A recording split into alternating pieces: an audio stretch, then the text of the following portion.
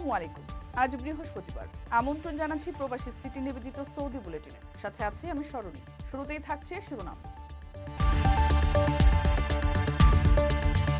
2034 বিশ্বকাপের আয়োজক সৌদি, আনুষ্ঠানিক ঘোষণা দিল ফিফা। বন্ধুর টানে বাংলাদেশের সৌদি নাগরিক পেলেন গ্রামবাসীর অভ্যর্থনা। মা খালা সহ সৌদি প্রবাসীর বাড়িতে তরুণীর অনশন, এলাকায় তোলপাড়।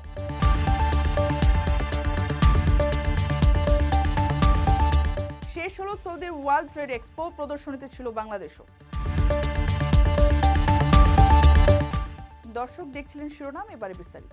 প্রবাসীদের বিনিয়োগের শতভাগ নির্ভরযোগ্য প্রতিষ্ঠান প্রবাসীর সিটি লিমিটেড। এখানে বিনিয়োগ করে হালাল মুনাফা অর্জন করুন।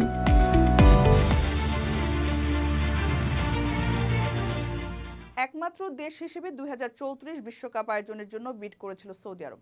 বুধবার ভার্চুয়াল এক মিটিংয়ে তাদের আয়োজক সত্য পাওয়ার বিষয়টি নিশ্চিত করেছেন জিয়ান্নি ইনফান্তিনো। সাউদি আরেবিয়া এই সিদ্ধান্ত নিয়ে বিতর্কও আছে, কারণ সৌদি আরবের বিরুদ্ধে মানবাধিকার লঙ্ঘনের অভিযোগ আছে। প্রবাসী শ্রমিকদের নির্যাতনের কথা বলছে মানবাধিকার সংগঠনগুলো। তবে 25তম আসর যে সৌদি আরবই আয়োজন করবে, বুধবার এলো তার আনুষ্ঠানিক ঘোষণা। এই বিশ্বকাপ আয়োজনের খবর পেয়ে পর্তুগালের ইতিহাসের সেরা ফুটবলার ক্রিশ্চিয়ানো রোনালদো বলেছেন, সৌদি আরবের টুর্নামেন্ট হবে এখন পর্যন্ত সেরা বিশ্বকাপ। এক ভিডিও বার্তায় রোনালদো বলেন, এখানে অবকাঠামো, স্টেডিয়াম এবং দর্শকদের জন্য ব্যবস্থা সবকিছুই দারুণ। তাই 2034 হবে ইতিহাসের সেরা বিশ্বকাপ। 2034 will be the best World Cup ever. It's amazing. ফিফার বিশ্বকাপ প্রার্থিতা মূল্যায়ন রিপোর্ট অনুযায়ী সৌদি আরবে 2034 সালের বিশ্বকাপ আয়োজনের প্রস্তাব 500 এর মধ্যে 419.8 পয়েন্ট পেয়েছে, যা ফিফার ইতিহাসে সবচেয়ে বেশি প্রযুক্তিগত স্কোর। 2034 সালের বিশ্বকাপের ম্যাচগুলি 15টি স্টেডিয়ামে হবে।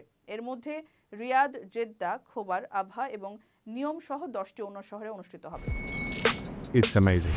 The infrastructures, the state. বিদেশ থেকে প্রিয়জনকে উপহার পাঠান প্রবাসী শপের মাধ্যমে। যোগাযোগ করুন স্ক্রিনে দেওয়া নম্বরে। বন্ধুর বিয়ের অনুষ্ঠানে যোগ দিতে বাংলাদেশে এসেছেন সৌদি আরবের রিয়াদ শহরের নাগরিক আল ইব্রাহিম। তিনি চাঁদপুর এসে এখানকার আতিথেয়তায় মুগ্ধ হয়েছেন। বাঙালি বন্ধু আবদুল্লাহ ফারুকের সঙ্গে বন্ধন মজবুত করতে এবং বাংলাদেশের সংস্কৃতি সম্পর্কে জানতে তিনি এদেশে এসেছেন বলে জানিয়েছেন। বুধবার দুপুরে হযরত শাহজালাল আন্তর্জাতিক বিমানবন্দরে পৌঁছান তিনি। পরে চাঁদপুরের ফরিদগঞ্জ উপজেলার পাইকপাড়ার একটি স্কুল মাঠে হেলিকপ্টার নিয়ে অবতরণ করেন। জানা যায়, আবদুল্লাহ ফারুক গত 8 বছর আগে জীবিকার তাগিদে সৌদি আরবে যান। সেখানে তার ভগ্নিপতি ইমরান হোসেন পাটোয়ারির সৌদি মালিক আল ইব্রাহিমের সঙ্গে বন্ধুত্ব গড়ে ওঠে। সম্প্রতি ফারুক দেশে আসলে তার বিয়ের তারিখ ধার্য হয়। বিয়েতে তিনি বন্ধু আল ইব্রাহিমকে আমন্ত্রণ জানান। সৌদি আরবের নাগরিক আল ইব্রাহিম বলেন, আমন্ত্রণ জানানোর সঙ্গে সঙ্গে তিনি রাজি হয়ে গেছেন। আগে বাংলাদেশের সংস্কৃতি সম্পর্কে জেনেছেন। এমন আতিথেয়তা এবং প্রাকৃতিক দৃশ্য তাকে মুগ্ধ করেছে। আবদুল্লাহ ফারুক বলেন, প্রবাসীরা জীবনের কঠোর বাস্তবতায় নিজ দেশ ও পরিবার ছেড়ে প্রবাস জীবন বেছে নিতে বাধ্য হয়। কিন্তু প্রবাসী যদি কর্মদক্ষতা ও সততাকে কাজে লাগানো যায়, তাহলে অনেক কিছুই করা সম্ভব। কারো কাছে স্বপ্ন পূরণ, কারো আনন্দের উপলক্ষ, আবার কারো জীবন পাল্টে দেওয়ার মুহূর্ত, কখনো জীবন বাঁচাতে সর্বোচ্চ গতিতে উড়ে চলা, কারো আবেগের শেষ মুহূর্ত, আপনজনের শেষ বিদায়ে শামিল হওয়া। এমন সব ইচ্ছে পূরণে সর্বনিম্ন ভাড়ায় দ্রুতগতির বাহন প্রবাসীর হেলিকপ্টার। আপনার প্রয়োজনে যোগাযোগ করুন আমাদের হটলাইনে।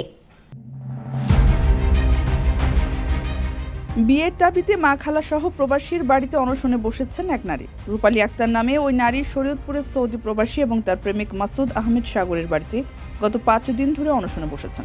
এমনকি তার সঙ্গে মা এবং খালাও অনশনে বসেছেন। জানা যায়, রূপালী ও সাগর দুজনে ফুফাতো মামাতো ভাই বোন। সাগর সৌদি আরব প্রবাসী। মোবাইল ফোনে গত 2 বছর ধরে তাদের প্রেমের সম্পর্ক গড়ে ওঠে। পরে একটা সময় সাগর রূপালীকে বিয়ের প্রস্তাব দেয়। তখন রূপালীর মা বিয়েতে রাজি হননি, কারণ রূপালীর জন্য অন্যত্র বিয়ে ঠিক করেছিলেন তিনি। পরে যে কোনো কারণে রূপালীর বিয়ে ভেঙে যায়। গত শুক্রবার প্রবাসীর বাবা মা অন্য মেয়ের সঙ্গে তার বিয়ে ঠিক করবে এই শঙ্কায় রূপালীকে তার বাড়িতে আসতে বলেন। প্রবাসীর মায়ের পা ধরে মাপ চাইতে বলেন, তবে এতেও সাগরের মা মেনে নিতে রাজি হননি। তাকে ঘর থেকে বের হতে বলেন। সেই নির্দেশ না মানায় সাগরের মা ও তার ভাই বোনই বাড়ি থেকে চলে যায়। জানা গেছে, এখন পর্যন্ত সাগরের মা বাবা সবাই নির্বাসিত হয়ে বিভিন্ন স্থানে ঘুরে বেড়াচ্ছেন। রূপালী ও তার মা খালা বাড়ি দখল করায় বাড়িতে ফিরতে পারছেন না তারা।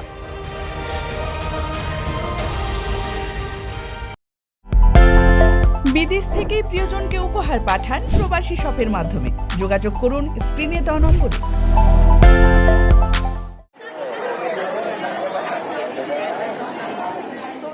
ওয়ার্ল্ড ট্রেড এক্সপোতে অংশ নিয়েছে বাংলাদেশের ইসলামী ব্যাংক।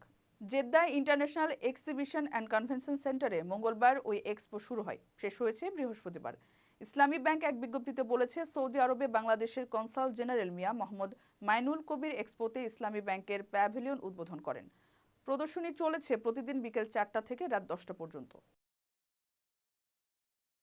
এ সময় ব্যাংকের চেয়ারম্যান ওবায়দ উল্লাহ আল মাসুদ, সৌদি আরবে বাংলাদেশের কমার্শিয়াল কাউন্সিলর সৈয়দা নাহিদা হাবিবা, ব্যাংকের senior vice president Mohammad Jahangir Alam ও ভাইস প্রেসিডেন্ট মোহাম্মদ আশরাফুল আলম উপস্থিত ছিলেন। কমার্শিয়াল কাউন্সিলর সৈয়দা নাহিদা হাবিবা বলেন, এই অংশগ্রহণের মাধ্যমে বাংলাদেশি প্রতিষ্ঠানগুলোর জন্য তাদের পণ্য ও পরিষেবা বিশ্বব্যাপী প্রদর্শন করার এবং সৌদি আরবের বাজারে সম্ভাব্য ব্যবসায়িক সহযোগিতা অন্বেষণের সুযোগ সৃষ্টি করবে। দর্শক দেখছিলেন প্রবাসী সিটি সৌদি বুলেটিন। শেষ করার আগে শিরোনামগুলো জানিয়ে দিচ্ছি আরও একবার। 2034 বিশ্বকাপের আয়োজক সৌদি, আনুষ্ঠানিক ঘোষণা দিল ফিফা।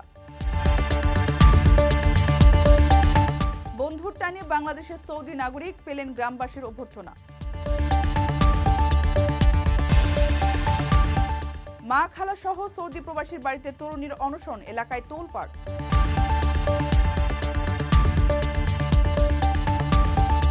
শেষ হলো সৌদির ওয়ার্ল্ড ট্রেড এক্সপো, প্রদর্শনীতে ছিল বাংলাদেশও।